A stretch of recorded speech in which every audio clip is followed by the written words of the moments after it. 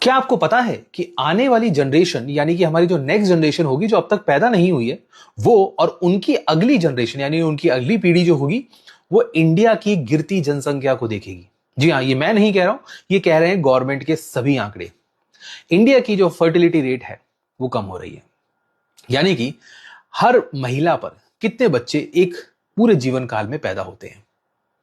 कुछ स्टेट्स ऐसे हैं जैसे मेघालय, जहां ये 2.9 है, और बिहार जहां पे ये 3 है। यानी हर महिला अपने पूरे जीवन काल में 3 बच्चों को जरूर जन्म देती है ऑन एन एवरेज, यानी एक औसतन। ये अच्छी बात नहीं है, क्योंकि बिहार की जनसंख्या ऑलरेडी बहुत ज्यादा है। उत्तर प्रदेश भी ज्यादा पीछे नहीं है बाय द वे। लेकिन वहीं अगर हम साउथ यानी सदर्न स्टेट्स को देखें तो उन्होंने ऑलरेडी रिप्लेसमेंट रेट यानी 2.1 को अचीव कर लिया है, और बहुत से तो ऐसे हैं जो अंडर 2 चल रहे हैं। पंजाब, हिमाचल प्रदेश, हमारे काफी नॉर्थ ईस्टर्न स्टेट्स भी ऐसे हैं जो ऑलरेडी अंडर 2 चल रहे हैं। राजस्थान 2 पे लगभग पहुंच गया है। अब ये क्यों हुआ? 1970 और 80 का दशक था जहां जबरदस्ती पकड़ के नसबंदी कराई जाती थी ताकि जनसंख्या ना बढ़े। फिर भी बहुत जनसंख्या बढ़ गई, तो गवर्नमेंट ने कोशिश करी कि वो पॉजिटिव अप्रोच की तरफ चले।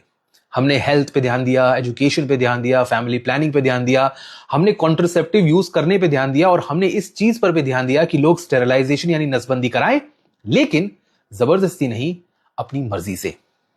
और इन्हीं सब एफर्ट्स की वजह से आज इंडिया की पॉपुलेशन जो है वो रिप्लेसमेंट की तरफ बढ़ती चली जा रही है। इसी वजह से मैंने कहा कि आने वाली जनसंख्या हमारी कम हो जाएगी। लेकिन क्या यह चिंता का विषय है? बिल्कुल नहीं।